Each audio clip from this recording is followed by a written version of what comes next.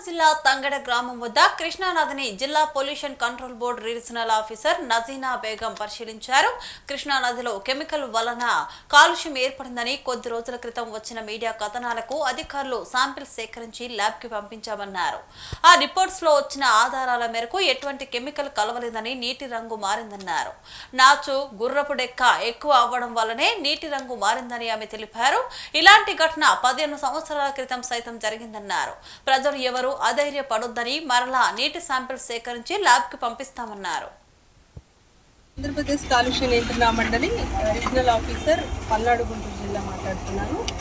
గత కొంతకాలంగా అంటే 21వ తేదీ ఒక అడ్వర్స్ న్యూస్ ఐటమ్ అపియర్ అయింది మనకి. ఎందుకంటే కృష్ణా నది కలుషితం అయిపోయింది. Green and blue colour water తోని ఇక్కడ కృష్ణా తంగెడ మరియు పరిసర గ్రామ ప్రజలందరూ ఇబ్బందులు ఎదుర్కొంటున్నారు అని చెప్పి మనకు ఒక electronic media through maybe collector గారి త్రూ అయితే లోగడ గతంలో ఒక నెల క్రితం కూడా సేమ్ ఇలాగే ఒక పరిస్థితి ఎదుర్కొన్నప్పుడు మనం శాంపిల్స్ తీసి ఆంధ్రప్రదేశ్ కాలుష్య నియంత్రణ మండలి అప్రూవ్డ్ జోనల్ ల్యాబొరేటరీకి మరియు ఈపీటీఆర్ఐ హైదరాబాద్ వారికి కూడా పంపించాము.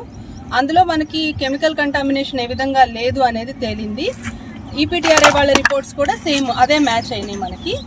మరలా ఒక 20 రోజుల తర్వాత సేమ్ అలాగే మరలా అపియర్ అయింది. అయిన క్రమంలో మరలా మేము 21వ తేదీన న్యూస్ ఐటమ్ వచ్చిన 22వ తేదీ మళ్ళీ మనం శాంపిల్స్ కలెక్ట్ చేయడం జరిగింది. దాని రిజల్ట్స్ ఇవాళ వచ్చి ఉన్నాయి మాకు జోనల్ ల్యాబొరేటరీ నుంచి.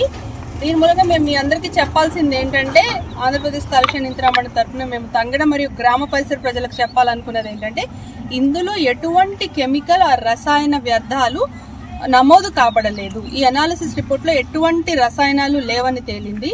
అయితే మా జాయింట్ చీఫ్ ఎన్విరాన్మెంటల్ సైంటిస్ట్ మరియు ఎస్ఈఎస్ గారి ఇన్ఫరెన్స్ ప్రకారం ఇది ఆల్గల్ కంటామినేషన్, అంటే నాచు గుర్రపు డెక్క ఆర్గానిక్ మ్యాటర్ ఎక్కువ ఫామ్ అవటం వల్ల ఇక్కడ ఆర్గానిక్ మ్యాటర్ ఎక్కువగా ఫామ్ అవడం వల్ల గ్రీన్ కలర్ ఆల్గే అంటే గుర్రపు డెక్క నాచు అంటాం కదా అది ఫామ్ అయింది తప్పితే ఇందులో ఎటువంటి విష పదార్థాలు కానీ రసాయన వ్యర్థాలు కానీ కలిసి ఉండలేదు. ఇది కెమికల్ ఆక్సిజన్ డిమాండ్ యొక్క శాతం ద్వారా నిర్ధారించబడినది. అయినా కానీ మీ యొక్క భరోసా కోసం మరలా కూడా ఇంకొక శాంపిల్ ని తీసి ఈపీటీఆర్ఐ హైదరాబాద్ వారికి ఈ environmental protection training research institute వారికి పంపించడం జరుగుతుంది.